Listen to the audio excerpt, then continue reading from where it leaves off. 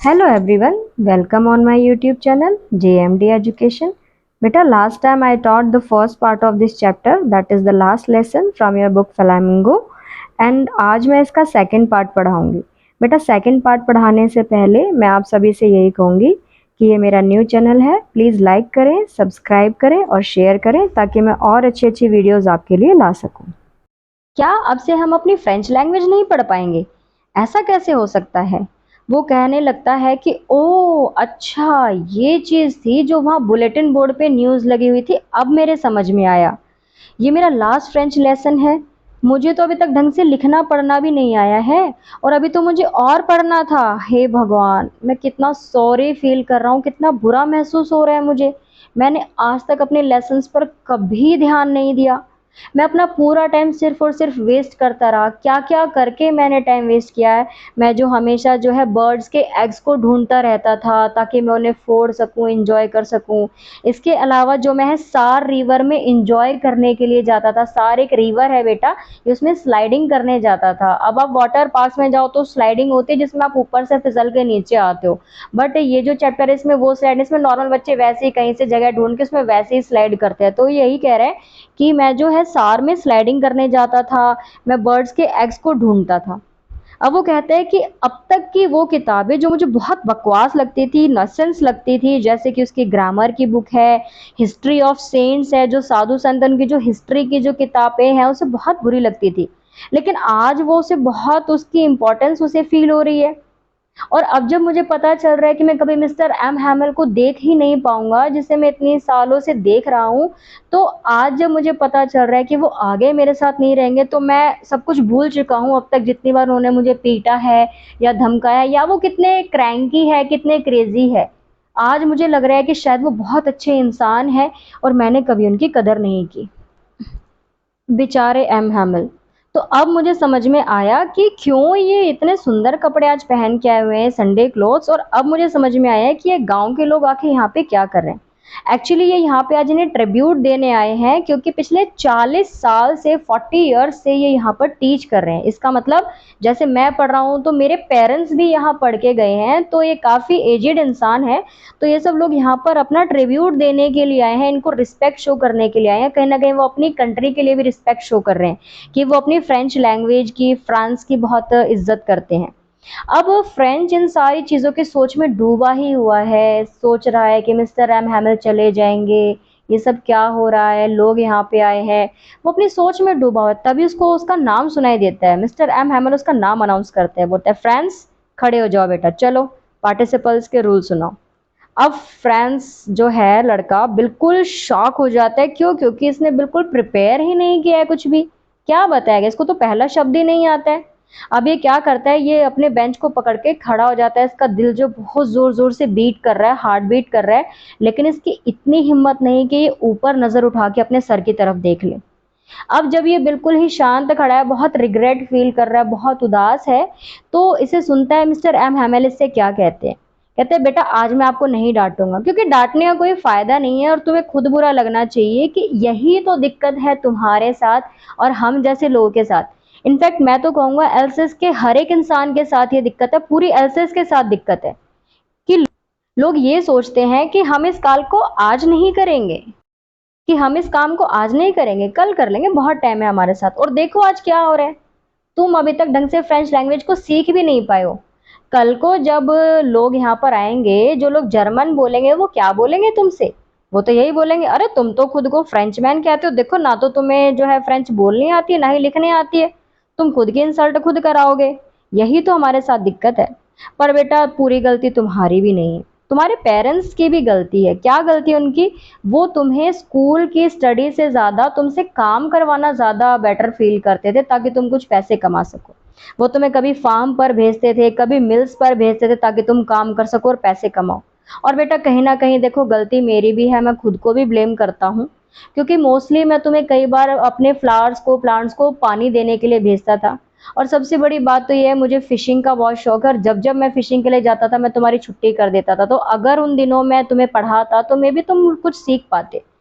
तो कहीं ना कहीं हम मिस्टर एम हैमल खुद को भी ब्लेम कर रहे हैं. लेकिन अब जो है आगे क्या होता है चैप्टर में, अब वो अपने टॉपिक को मुझसे हटा के अपनी फेवरेट लैंग्वेज फ्रेंच लैंग्वेज की तारीफ करना स्टार्ट करते हैं। क्यों? क्योंकि वो पिछले 40 साल से फ्रेंच लैंग्वेज टीच कर रहे हैं। तो एक इंसान 40 साल से जिस काम को कर रहा है, ऑब्वियसली उसका इंटरेस्ट अपने आप डेवलप हो जाता है। तो ये कहता है फ्रेंच लैंग्वेज के बारे में, कहता है कि it is the most beautiful language in the world, कि ये पूरे दुनिया की सबसे सुंदर भाषा है, सबसे ज़्यादा क्लियर है, लॉजिकल है। लॉजिकल मतलब इसमें जितने भी ग्रामर के रूल्स है सबके सब लॉजिक है, हर एक चीज़ के पीछे लॉजिक है, ये चीज़ ऐसे क्यों हुई। ऐसे ही है कुछ भी ऐसे ही रूल बना दिया जिसका कोई तुक नहीं है, हर एक रूल का कोई ना कोई रीज़न है। और हमें हमेशा इसकी सुरक्षा करनी चाहिए, इसकी रक्षा करनी चाहिए, हमें इसे नहीं भूलना चाहिए। क्योंकि जब जब इंसान जो है कैद हुआ है, जब जब वो एनस्लेव हुआ है, उसको बंदी बनाया गया है, तो लैंग्वेज ही एक ऐसी चीज़ है जिसने हमेशा उसे वहाँ से जो है छुटकारा दिलाया है।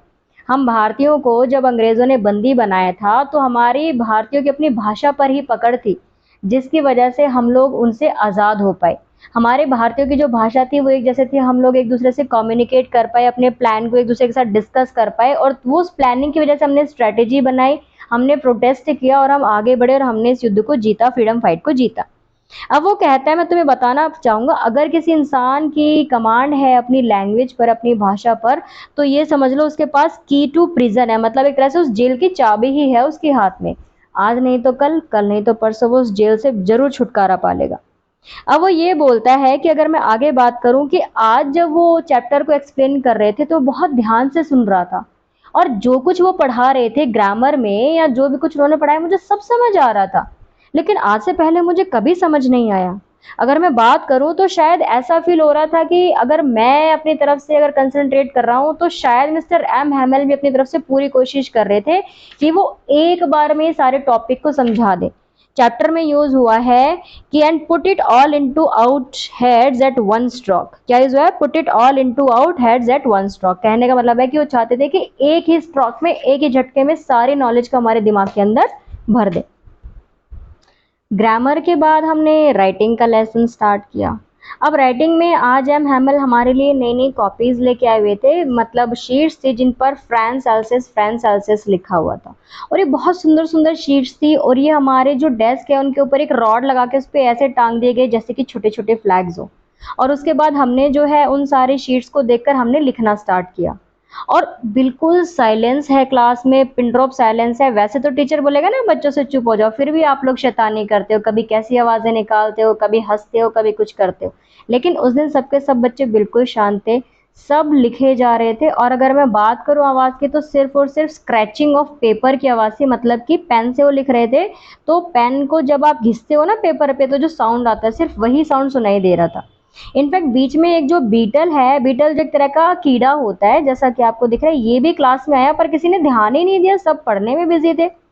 और थोड़ी देर के बाद जो छत है, छत के ऊपर कबूतर की गुटर गू की आवाज भी आती है। जब वो कबूतर बोला गुटर गू, जब मैंने अपने माइंड में सोचा कि क्या ये जो लोग हैं प्रशिया के, ये इस कबूतर को भी जर्मन लैंग्वेज में बोलना सिखा देंगे। तुम्हारा जोर हम पर तो बड़ा चल रहा है, जब मानो तुम्हें, जब तुम इन बेचारे पक्षियों को और इन एनिमल्स को भी तुम अपनी लैंग्वेज बोलना सिखाओ, सिर्फ हम पर ही तुम्हारा जोर चल रहा है। जब जब मैं चैप्टर को लिख रहा था या अपना राइटिंग का काम कर रहा था, और जब जब बीच में मैंने मिस्टर एम हैमल को देखा, तो वो बिना हिले डुले अपने सीट पर बैठे थे, और कभी इस तरफ देखते, कभी इस तरफ देखते, और ऐसा लग रहा था कि जैसे वो लास्ट बार हर एक चीज़ की जो फील है, जो इमोशन है, जो झलक है, अपने दिल में बसा लेना चाहते। और वो बहुत ज़्यादा शांत है, बहुत ज़्यादा ख्यालों में खोए हुए हैं। अब बात करते हैं कि जो 40 साल की सर्विस उन्होंने दी है, बहुत कुछ चेंज हो गया है। क्या-क्या चेंज हो गया है? अगर हम बात करें कि खिड़की के बाहर एक छोटा-सा गार्डन है, जहाँ पर ये मिस्टर एम हैमिल ने एक होप वाइन की बेल लगाई हुई थी। ये जो होप वाइन की बेल जब उन्होंने लगाई थी, तो बहुत छोटी थी, लेकिन आज उससे डबल जो है उसकी लेंथ गेन कर चुकी है। क्या-क्या चेंजेस हो गए? यहाँ के जो डेस्क और बेंचेस है वो वॉर्न स्मूथ हो गए हैं, मतलब कि घिस चुके हैं, पुराने हो चुके हैं। जो वॉलनट ट्री है गार्डन में वो पहले से ज़्यादा लंबा हो चुका है। होप वाइन की जो बेल है वो दुगनी लंबी हो चुकी है। और इसके साथ साथ ये बता रहा है नरेटर कि कितना बुरा लग रहा होगा उनको, उनका दिल टूट रहा होगा कि कैसे मैं ये अपनी सिटी छोड़ के जाऊंगा, मैं अपनी जगह छोड़ के जाऊंगा। ये सारी चीज़ें जो है चल रही हैं, तभी सभी को जो है इस क्लासरूम के ऊपर जो मिस्टर एम हैमल का रूम है जहाँ वो रहते हैं, वहाँ पर कुछ खिसकने की आवाज़ आती है वहाँ से। अब क्या हो रहा है ऊपर रूम में, मिस्टर एम हैमल की जो सिस्टर है वो पैकिंग कर रही है, तो जो ट्रंक्स है इधर उधर खिसकाने की आवाज़ आ रही है। क्यों? क्योंकि इन्हें जो है यहाँ इस देश को छोड़कर जाना है, अगले ही दिन यहाँ से उनको यहाँ से निकलना है। अब आगे बात करते हैं। बेशक मिस्टर एम हैमल बहुत टूटे हुए हैं कि उनको अपने 40 साल पुरानी इस जगह को छोड़ के जाना है, लेकिन फिर भी उनके अंदर इतनी करेज है कि उन्होंने हर एक लेसन को बड़े ध्यान से सुना। राइटिंग का टास्क करने के बाद अभी तक 2 टॉपिक हो चुके क्लास में बेटा। पहला हो चुका है किस चीज़ का? ग्रामर का, पार्टिसिपल्स का। दूसरा राइटिंग का। अब राइटिंग का काम करने के बाद ये हिस्ट्री में भी एक चैप्टर करते हैं, और हिस्ट्री में चैप्टर करने के बाद स्कूल में जो छोटे छोटे बच्चे हैं ना, जो ABCD 1 2 3 गाते हैं, तो इस स्कूल के बच्चे भी जो है बा बे बी बो बू इस तरह के जो कुछ अल्फ़ाबेट्स हैं फ्रेंच लैंग्वेज में वो साउंड करते हैं, उनको रिपीट करते हैं। और ये कहने के बाद जो ओल्ड होसर है वो खड़ा होता है और जो है अपने प्राइमर को अपने दोनों हाथों से पकड़ लेता है और उन लेटर्स को उनके पीछे पीछे बोलने लगता है। वो बड़ा इमोशनल फील कर रहा है, उसकी आंखों में आंसू है, और ये देख के एक तरह से हमें हंसी भी आ रही है लेकिन रोना भी आ रहा है कि ये सब हो क्या रहा है, कुछ भी हमारे कंट्रोल में नहीं, हम कुछ नहीं कर सकते। अब ये नरेटर फ्रांस कहता है, अगर मैं आगे बात करूं तो चर्च क्लॉक में 12 बजने की आवाज आती है और उसके बाद जो है एंजलस का टाइम आ जाता है। बेटा एंजलस क्या होता है चैप्टर में? एंजलस वर्ड है, ये एंजलस का मतलब होता है कि जो देवदूत होते हैं, जो फरिश्ते होते हैं, उनके लिए जो आप प्रेयर करते हो अपने यहाँ पे, तो जैसे आरती होती है, चालीसा होती है, तो यहाँ पे क्रिश्चियन में क्या होता है कि ये जो फरिश्ते होते हैं, जो एंजल्स होते हैं, उनकी जो ये प्रेयर गाते हैं उसको एंजलस बोला जाता है। और उसके बाद बाहर जो है प्रशियन सोल्जर्स की ड्रिल के लिए ट्रम्पेट्स की आवाज आती है। मतलब कौन से प्रशियन सोल्जर्स? जो सॉमिल के पीछे ओपन फील्ड में जो ड्रिल की प्रैक्टिस कर रहे थे, वही प्रशियन सोल्जर्स यहाँ तक आ पहुंचे अपनी प्रैक्टिस करते करते। अब आगे बात करते हैं। एम हैमल को पता चल चुका है कि स्कूल खत्म होने का टाइम आ चुके हैं। ये अपनी पूरी हिम्मत जुटाते और खड़े होते हैं। बिल्कुल ही पीला इनका चेहरा पड़ गया है, वेरी पेल। और ये क्या करते हैं, आज जब मिस्टर एम हैमल खड़े हुए तो फ्रांस बोलता है, I never saw him look so tall. मैंने आज तक उनको इतना लंबा नहीं देखा। ये जो टॉल वर्ड है उनकी हाइट को शो नहीं करता, टॉल वर्ड शो करता है कि मिस्टर एम हैमल के लिए फ्रांस के दिल में रिस्पेक्ट, कि मैंने आज तक उनका कद इतना ऊंचा कभी नहीं देखा, आज उनका कद मेरे दिल में और ज़्यादा बढ़ गया, बहुत ज़्यादा बड़े हो गए वो मेरे लिए। अब मिस्टर एम हैमल एंड में कहते हैं, मेरे प्यारे दोस्तों, आए कुछ बोला नहीं जा रहा है उनसे, उनका गला जो है चौक हो चुका है क्योंकि इमोशन इतने भर गए हैं उनके दिल में कि वो कुछ बोल ही नहीं पा रहे। वो बिना कुछ कहे क्या करते हैं, वो ब्लैक बोर्ड की तरफ मुड़ते हैं, एक चौक लेते हैं और अपनी पूरी ताकत को, अपनी पूरी माइट को इकट्ठा करके बोर्ड पे बड़े बड़े अक्षरों में लिखते हैं, विवले फ्रांस। क्या मतलब है विवले फ्रांस का? विवले फ्रांस का मतलब है कि लॉन्ग लिव फ्रांस, मतलब फ्रांस अमर रहे। उन्हें पता है कि अब फ्रेंच लैंग्वेज नहीं चलेगी, फ्रांस हार चुका है प्रशिया से, पर फिर भी उनके दिल में पैट्रियोटिज्म है, बहुत ज़्यादा देशभक्ति है कि मैं चाहता हूँ कि मेरी तहे दिल से इच्छा है कि फ्रांस हमेशा जिंदा रहे। तो ये उनके मन की इच्छा है। अब वो क्या करता है, वो अपनी पूरी ताकत को इकट्ठा करते हैं, अपने सर को दीवार की तरफ झुकाते हैं, कुछ कहने के काबिल नहीं है लेकिन उन्होंने बच्चों को जाने के लिए बोलना है। बच्चों की तरफ वो नहीं मुड़ते हैं, सिर्फ अपने हाथ से एक इशारा करते हैं। क्या इशारा करते हैं? एक जेस्चर देते हैं। जेस्चर मतलब एक इशारा करते हैं कि क्लास खत्म हो चुकी है, आप सभी जा सकते हो।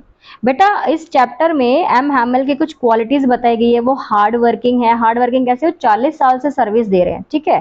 पैट्रियोटिक कैसे हैं? क्योंकि वो अपने देश के लिए भलाई चाहते हैं। एंड में भी वो यही बोलता है, वी विल लिव फ्रांस, की फ्रांस अमर रहे। अपने देश के लिए उनकी बहुत ज़्यादा उनके मन में रिस्पेक्ट है। और इसके साथ साथ वो स्ट्रिक्ट भी है, क्योंकि यहाँ पे फ्रांस बोल रहा है कि मैं भूल गया कि वो कितने क्रैंकी है। तो कुछ क्वालिटीज़ मिस्टर एम हैमल की है जो आपको ध्यान में रखनी है। तो आज की ये स्टोरी, ये वीडियो आपको कैसी लगी, प्लीज़ कमेंट्स में ज़रूर बताएं। और याद रखें, मेरा नया चैनल है, लाइक करें, सब्सक्राइब करें, शेयर करें। मुझे आप सभी के सपोर्ट की बहुत ज़रूरत है, क्योंकि बच्चों के बिना टीचर की कोई भी इम्पोर्टेंस नहीं है, कोई वैल्यू नहीं है। So keep supporting, liking and subscribing. Till then, bye.